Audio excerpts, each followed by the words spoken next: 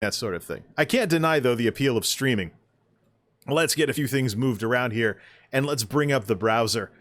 And here's what it all boils down to. This is a picture, this is a screenshot that I snapped over on Twitter sent to Twitter the other night. This is Joanne Tech Lover, who did some YouTube videos about tech a while back, but now streams games on Twitch. She has a pretty decent channel. She's gotten up to about 30 concurrent viewers and whatnot, sometimes 40.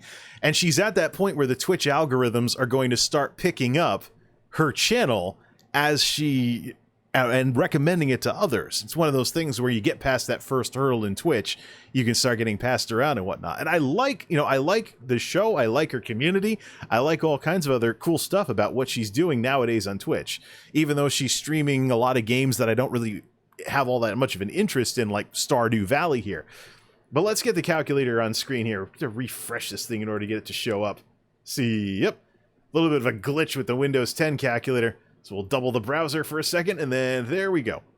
So here it is. So down below, you see that when I took this picture, she had 231 subs. Let's apply the 2.5 rule. 230, if I click in the right spot, 231 subscribers on Twitch times 2.5 because of a 50-50 split with Twitch for the $5 a month.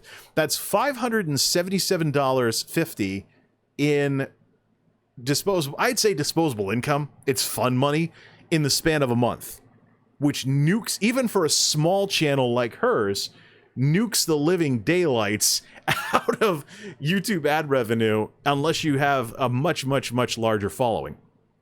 This, by the way, is what attracts people to Twitch, and this is why people want to become small streamers, because if they get like this with this kind of model, they blow away YouTube ad revenue very, very quickly. Although, if we get the calculator off the screen, when I took this picture, screenshot, whatever, she'd already been streaming for 5.5 hours. So this is hours and hours and hours of her free time getting gobbled up playing these games, which maybe she was going to play the video games anyways, in order to get that kind of money per month, versus build that up on YouTube as a passive income, because the system is passing your stuff around, and non-time sensitive content can last so long in the YouTube ecosystem. You don't have to do anything for it. In contrast, it's interesting, people talk about YouTube ad revenue. Let's get some graphics on screen. We've kind of wandered into the discussion here. In contrast, people talk about YouTube ad revenue and how pitiful it is, and I can definitely agree with that. But here I am with a couple of years of tech videos going around making ad revenue, and the CPMs have gradually gone up as YouTube has gotten better at what it is that they're doing. Now, people like to say that it's against the rules to tell people how much money you make on YouTube, but the terms of service for Google AdSense as well as the YouTube Partner Program both mention, the ones that are current and the ones from when I first heard about this, mention that you just don't want to talk about internal business information like CPMs and stuff. You want to only say, you're allowed to say what revenue you make, like just give a flat number and say, I make this much from YouTube every month. There's nothing wrong with that. So, with a channel like mine with tech videos and a substantial amount of ad blocking because of a tech-savvy audience, I currently am looking at a passive income of about $45 a month. So fun money, of course. But just like this, my goal is to get it up to 50, and I'm looking to do that, if need be, by brute forcing, by continuing my tech videos and adding more to the story of what I'm doing over there, and maybe add some other stuff as well. That's one of the things that small channels do on YouTube, is they make a ton of content in their spare time that eventually, if it's not time sensitive and people can still be interested in it years down the road, can be passed around indefinitely by the algorithms and turn into something that you have to do absolutely nothing for in order to get. YouTube just has to do their job and split the ad revenue with you. But here we are, again with this picture over on Twitch. This is Joanne. She's been streaming for several months now, spent a few hours playing Stardew Valley, 231 subs. Small channel, definitely fun money, but the numbers blow away what YouTube ad revenue can offer by leaps and bounds. I mean, so here's one of my goals with the YouTube channel and the revenue that it brings in, either through ad revenue or through Patreon, which I'm skeptical of Patreon having a future. But it is a way to get around this whole situation with YouTube not being up to snuff with the live streaming platforms in terms of tips and donos on uploads. Even their competitors have tried that, but I still don't see it on YouTube, even though they have it on the live side. So that would be a shot across the bow of the live streaming world if they ever offered that.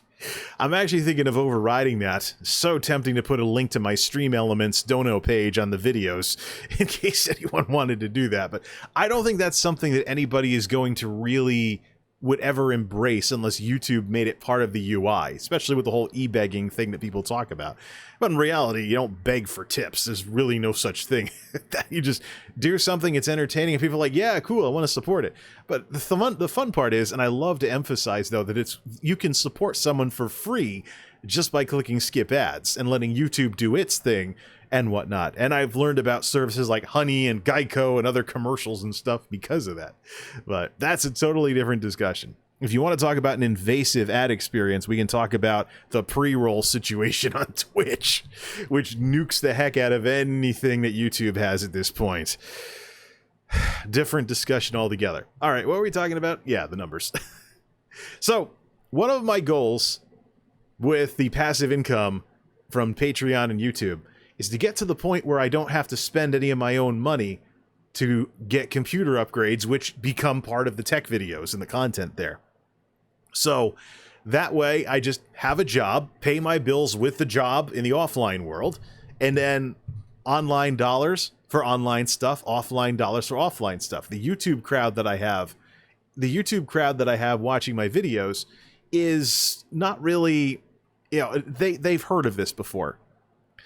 So you're talking getting to $50 a month. You get to $50 a month passive income. And eventually it turns into the ability to do upgrades on a very regular basis without spending any offline money. So you pay your bills and support yourself, and then your hobby basically pays for itself. Now, in Joanne's case, with 500, well, she probably would have to start declaring it on her taxes with that level of income as a side income of sorts, at least according to what Connecticut requires. But you're talking a new computer every month if you play your cards right, or a substantial computer upgrade every single month from the funds from donos. And that, ladies and gentlemen, is the allure of being a streamer, because the monetization is just so much better.